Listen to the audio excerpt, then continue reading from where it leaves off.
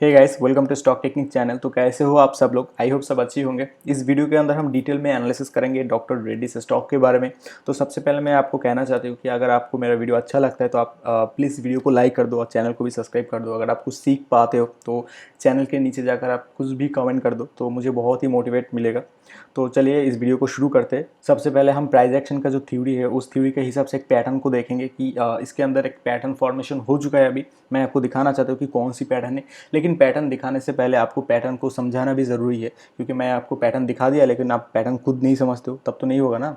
तो सबसे पहले मैं आपको एक पैटर्न दिखा देता हूँ कि प्राइस एक्शन थ्योरी के हिसाब से एक यू शेप पैटर्न बनता है। ठीक है, तो यू शेप पैटर्न किस तरह से बनता है मैं तुमको दिखाता हूँ। इस तरह का एक यू शेप पैटर्न बनता है। तो यू शेप पैटर्न का जो फॉर्मेशन है उसका जो टॉप लाइन होता है वो ऊपर की तरफ उसका टॉप लाइन होता है, और उसका जो बॉटम लाइन होता है ना वो बॉटम लाइन इस तरह का जगह पे उसका जो बॉटम लाइन होता है। तो एक किस तरह से काम करता है मैं तुमको दिखा देता हूँ। सबसे पहले क्या करता है, स्टॉक नीचे ऊपर नीचे करते करते ऊपर नीचे करते करते इस तरह से स्टॉक उसका एक हाई रेसिस्टेंट लेवल क्रॉस करता है और फिर जाकर वो एक डाउन ट्रेंड शिफ्ट हो जाता है। इस तरह से वो एक डाउन ट्रेंड शिफ्ट होता है। ठीक है, तो डाउन ट्रेंड जब वो शिफ्ट होता है तो वो शिफ्ट होता ही रहता है और एक समय ऐसा आ जाता है कि वो एक कंसोलिडेट जोन के अंदर आ जाता है। ठीक है, तो इस तरह का जो जोन है वो इसका एक कंसोलिडेट जोन है, और जब कंसोलिडेट जोन के अंदर से वो बाहर निकल जाता है तब वो एक एडवांस मूव लेता है। तो इस तरह का उसका एक एडवांस मूव आ जाता है। एडवांस मूव आने के बाद वो उसका जो टॉप लाइन था, टॉप लाइन को वो ब्रेकआउट कर देता है, और ब्रेकआउट करने के बाद फिर से वो ऊपर की तरफ ही शूट आउट कर जाता है। तो ये वाला जो पैटर्न है इसको कहा जाता है you pattern shape. You pattern shape एक बहुत ही अच्छा फॉर्मेशन है जो कि स्टॉक मार्केट के अंदर प्राइस एक्शन थ्योरी के हिसाब से बहुत ही अच्छी तरीके से वर्क करता है। तो मैं आपको यही दिखाना चाहती हूँ कि यही जो यू शेप वाला जो फॉर्मेशन है, क्या आपको यू शेप वाला फॉर्मेशन कहीं नज़र आ रहा है? आप मुझे खुद बताओ। मैं ड्राइंग डिलीट कर देता हूँ। आप खुद बताओ कि आपको कोई भी जगह पे यू शेप वाला फॉर्मेशन आपको नज़र आ रहा है। तो अगर आपको नज़र आ रहा है तो आप एकदम सही हो। और मैं आपको फिर से भी दोबारा दिखाना चाहता हूँ कि इस यू शेप वाला जो पैटर्न है वो किस तरह से फॉर्मेशन हो चुका है। मैं आपको दिखा देता हूँ, एक सेकेंड। तो उसने इस तरीके से उसने एक यू शेप वाला फॉर्मेशन बनाया, आप देख सकते हो।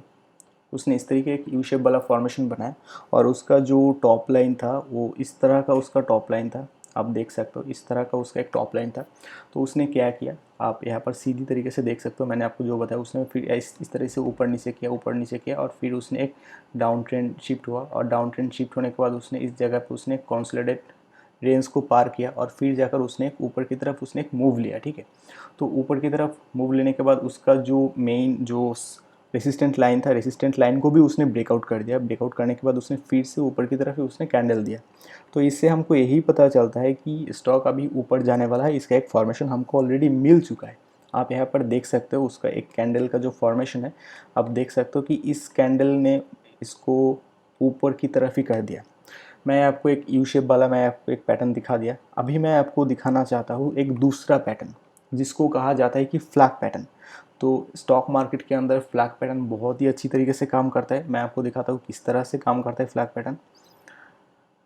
मैं आपको पहले ड्राइंग करके दिखाता हूँ फ्लैग पैटर्न असल में होता क्या है। देखो, फ्लैग पैटर्न असल में इस तरह का एक पैटर्न होता है जिसका एक सपोर्ट लाइन होता है, एक रेसिस्टेंट लाइन होता है। This is resistant line and this is a support line. इस तरह का लाइन होता है, लेकिन ज़रूरी नहीं है हमेशा फ्लैग पैटर्न इस तरह से ही रहेगा। ठीक है, लेकिन फ्लैग पैटर्न का जो सपोर्ट एंड रेसिस्टेंट है उसके अंदर ही हमेशा स्टॉक इस तरह से ऊपर नीचे करते रहता है, और स्टॉक जब भी नीचे की तरफ आने लगता है तो उसके बाद वो हमेशा नीचे ही चले आता है।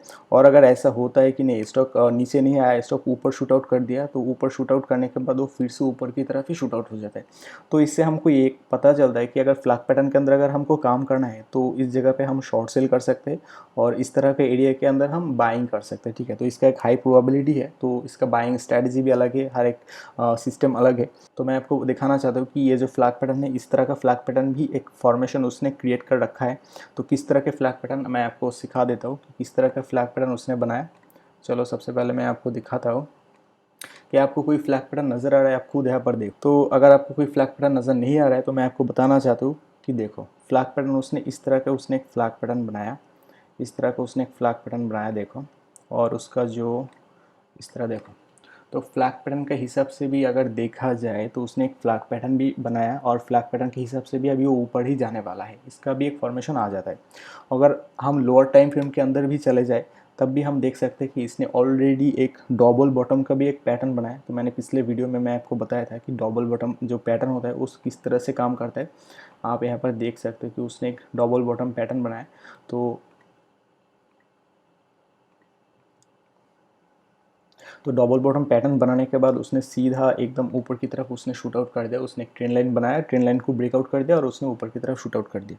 तो इससे ये भी पता चलता है कि अभी जो डॉक्टर रेड्डी है वो एक ट्रेन लाइन को भी फॉलो कर रहे हैं। अगर ट्रेन लाइन को आप थोड़ा आगे भी लेकर जाओगे तो आप देख सकते हो कि वो ट्रेन लाइन को भी फॉलो कर रहे हैं। तो इससे एक चीज़ तो कंफर्म हो चुका है कि डॉक्टर रेड्डी स्लैब अभी तो ऊपर ही जाने वाला है। इसका कंफर्मेशन बहुत ही ज़्यादा, बहुत ही हाई हो चुका है। तो मैं आपको कहना चाहती हूँ कि अगर आप इस स्टॉक के अंदर काम करना चाहते हो तो बेझिझक आप काम कर सकते हो, आप स्टॉक को बाई कर सकते हो, लेकिन स्टॉप लॉस मेंटेन करके, रिस्क रिवॉर्ड मेंटेन करके फिर जाकर इसके अंदर एंट्री लो। क्योंकि प्रॉफिट हमेशा ज़्यादा होना चाहिए, नुकसान हमेशा कम होना चाहिए। इसी तरह से हमको काम करना चाहिए। अगर हम ज़्यादा नुकसान करें और बहुत ही कम प्रॉफिट करें तब हम कभी भी स्टॉक मार्केट के अंदर प्रॉफिटेबल नहीं बन सकते। तो मैं तुमको यही कहना चाहता हूँ कि स्टॉक को ध्यान में रखो और शायद ये वाला स्टॉक तुमको प्रॉफिट दिला सकता है। तो अभी इस वीडियो में मैं इतना ही कहना चाहता हूँ। और अगर तुम स्टॉक मार्केट के बारे में जानना चाहते हो, सीखना चाहते हो कि किस तरह से स्टॉक काम करते हैं, स्टॉक मार्केट के अंदर टेक्निकल एनालिसिस कैसे किया जाता है, कैसे प्रॉफिटेबल बन सकते हो, तुम हर एक टॉपिक तुम सीखना चाहते हो, पूरी एडवांस तरीके से तुम सीखना चाहते हो, तो तुम मुझे ज़रूर कॉल कर सकते हो। मैं पर्सनल ट्रेनिंग भी देता हूँ। तो इस वीडियो में मैं इतना ही कहना चाहता हूँ। अपना ख्याल रखना, टेक केयर, अपना फैमिली का भी ख्याल रखना।